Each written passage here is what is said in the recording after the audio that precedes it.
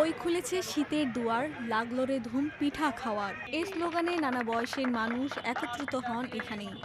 পিঠাপুলি আর নাচে গানে এই আনন্দ উৎসব উপভোগ করেন স্থানীয়রা। এই চিত্র চুয়াডাঙ্গার পিঠা উৎসবের। এই পিঠা উৎসবে এসে আমার খুব ভালো লাগছে। আর এখানকার পিঠাগুলো মানে প্রত্যেকটা স্টলে খুব ভালো ভালো পিঠা বানাচ্ছে। অনেক মজাও করছে, অনেক পিঠা খাইছি।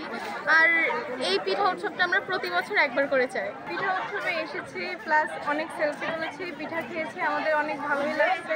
ভালো লাগে, প্রতি বছর এরকম একটা অনুষ্ঠান হয়। আবার এই পিঠাপুলি সবাই দেখাচ্ছে, এটাও একটা আনন্দ।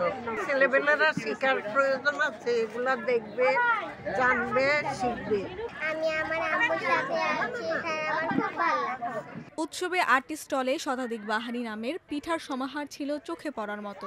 এছাড়া শিশুদের জন্য উৎসব কেন্দ্রিক সঙ্গীত ও চিত্রাঙ্কন প্রতিযোগিতাও আয়োজন করা হয়। গত শনিবার এ উৎসবের আয়োজন করা হয়।